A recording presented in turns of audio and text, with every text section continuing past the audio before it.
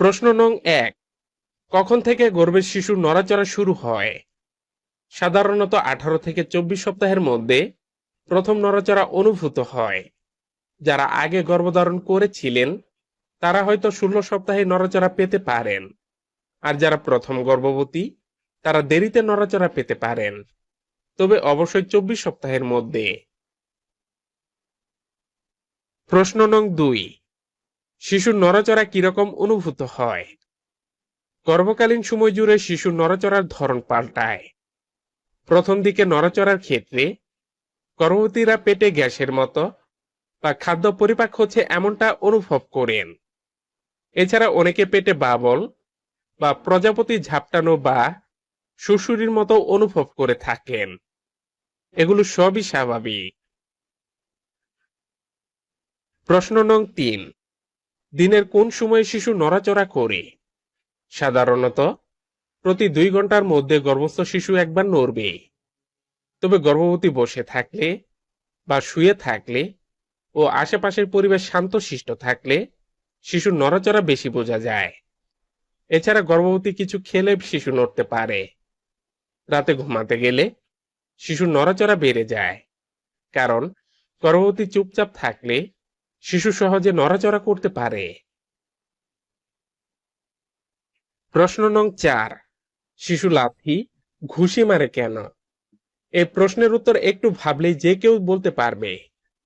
যেহেতু পেটের ভেতরে শিশুটি একটি জীবন্ত প্রাণ, তাই সে নড়াচড়ার সময় হাত পা ছুড়বে, এটাই স্বাভাবিক। যেমনটা মানুষ ঘুমের সময় হাত পা নাড়ায়, ঠিক তেমনটা ভাবতে পারেন। প্রশ্ন নং ৫। শিশুকে নড়ানো বা তার নড়াচড়া আছে কিনা বোঝার উপায়। অনেক গর্ভবতী দীর্ঘক্ষণ শিশুর নড়াচড়া না পেলে চিন্তিত হয়ে পড়েন এবং আমাদেরকে বা ডাক্তারকে জানান শিশুটি নড়ছে না। এক্ষেত্রে পরামর্শ হলো কিছু খাবার খেয়ে চুপচাপ শুয়ে থাকেন ২ ঘন্টা। আগেই বলেছি, এই ২ ঘন্টার মধ্যে শিশু একবার নড়বেই। প্রশ্ন নং ৬। কখন থেকে শিশুর নড়াচড়া গণনা শুরু করব?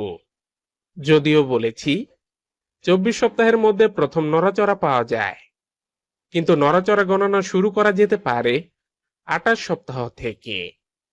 গর্ভবতী চাইলে নড়াচড়ার হিসেব লিখে রাখতে পারে। একটি কথা মনে রাখা উচিত, গর্ভস্থ শিশু সব দিনই সমান নড়াচড়া করে না।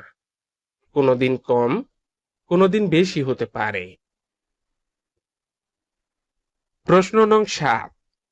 শিশু আগে অনেক নড়তো, এখন তেমন নড়ে না কেন?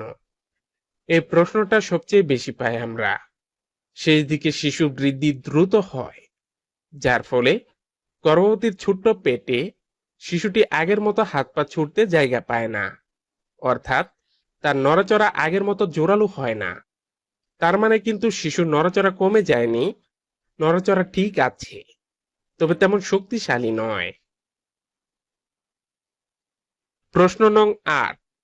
শিশুর নড়াচড়া কমে গেলে করণীয় কি? সারাদিনে একটি সুস্থ গর্ভস্থ শিশু কমপক্ষে ১০ বার নড়বে। এখানে কমপক্ষে বলা হয়েছে, তার মানে ১০ বারের বেশিও হতে পারে। যদি গর্ভবতী নিশ্চিত হয় শিশুটি সারাদিনে এর থেকে কম নড়ছে, সেক্ষেত্রে শীঘ্রই ডাক্তার দেখানো উচিত। আশা করি সবচেয়ে কমন ৮টি প্রশ্নের উত্তর দেওয়া হয়েছে। ভালো থাকুক সকল গর্ভবতীরা।